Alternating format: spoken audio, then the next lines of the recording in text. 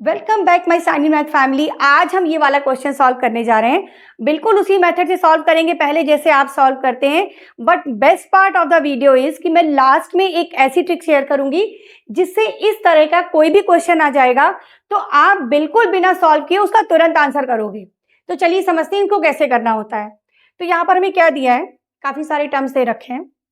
1/√10 plus √9, 1/√9 plus √8, इस तरह से हमें काफी सारे टर्म्स दे रखे हैं। अब इसको करने के लिए जो मेथड होता है वो होता है रेशनलाइजेशन। ठीक, तो हमको जितने भी टर्म्स हैं हर एक को रेशनलाइज करना होगा।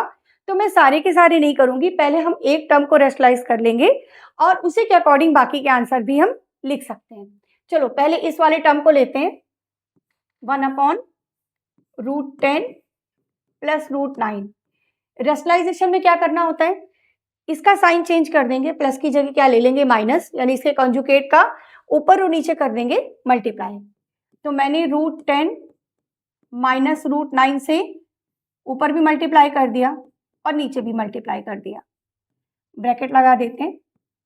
अब जो हमारा न्यूमरेटर है वो तो सिंपली √10 माइनस √9 हो जाएगा। डिनोमिनेटर में देखिए a plus B, a minus B का फॉर्म है, तो ये बन जाएगा a² minus B square, right.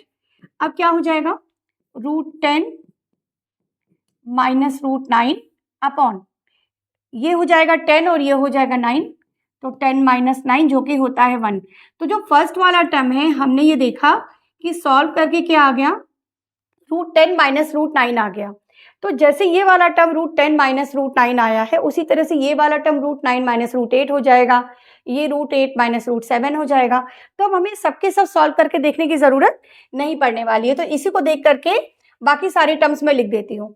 तो इनको सॉल्व करने से क्या आएगा, देखिए पहला वाला टर्म हमारा बन गया √10 माइनस √9।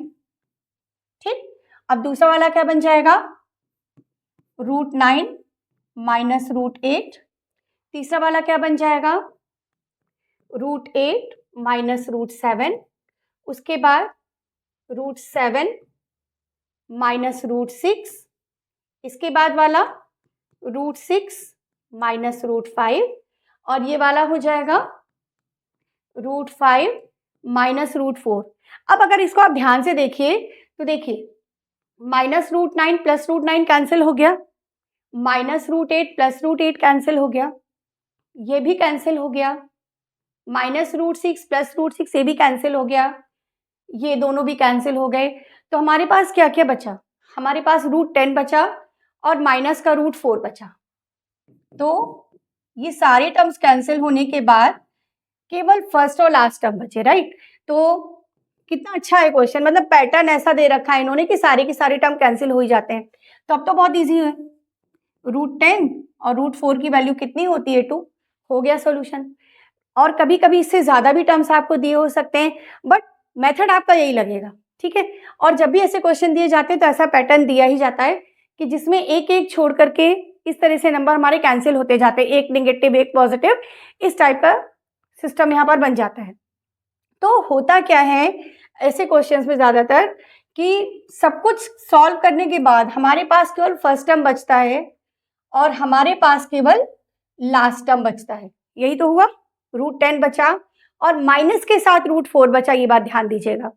अब उस ट्रिक की बात कर लेते हैं जो मैं बता रही थी कि आप बिना देखे इसे सॉल्व करोगे, मतलब बिना किसी कैलकुलेशन के सॉल्व कर लोगे अगर उस ट्रिक के बारे में आपको अच्छे से पता है तो। लेकिन इसका मतलब ये नहीं कि ऐसा क्वेश्चन कभी भी आ जाएगा तो उसमें वो ट्रिक लगेगी ही लगेगी। कौन सी बातें ध्यान रखनी है ये देखिएगा। सबसे पहले तो इस टाइप का पैटर्न दिख रहा होगा, ठीक।